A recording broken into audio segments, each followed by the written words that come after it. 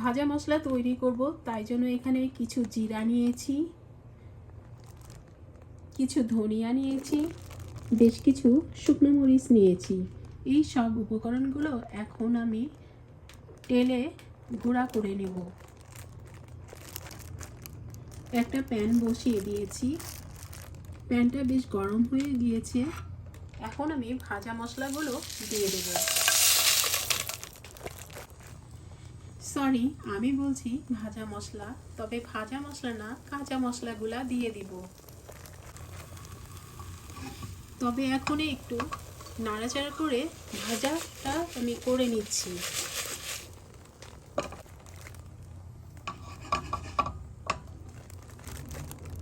মশলাটা আমি এভাবে ভেজে নিয়েছি।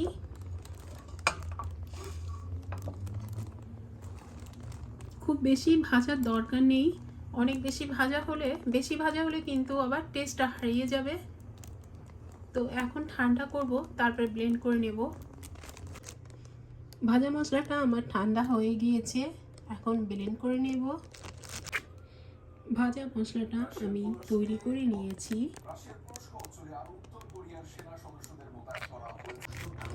এবার আমি ভাজা মশলাটিকে একটা জারের ভিতর সংরক্ষণ করব। পূর্বাঞ্চলীয় দোনেৎস্ক থেকে বাস্তুচ্যুত হয়েছেন 1,37,000 মানুষ। মৃত শহরে পরিণত হয়েছে পৌত্রবস্ত। এখানে আর থাকা সম্ভব না। যতদিন বিদ্যুৎ ছাড়া থাকা যায়।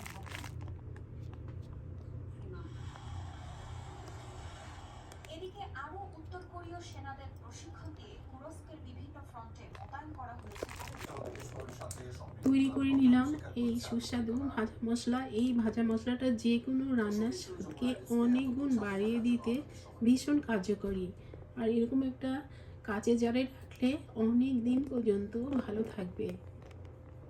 তো ভিডিওটা কেমন লাগলো জানাবেন কমেন্ট করে, অবশ্যই।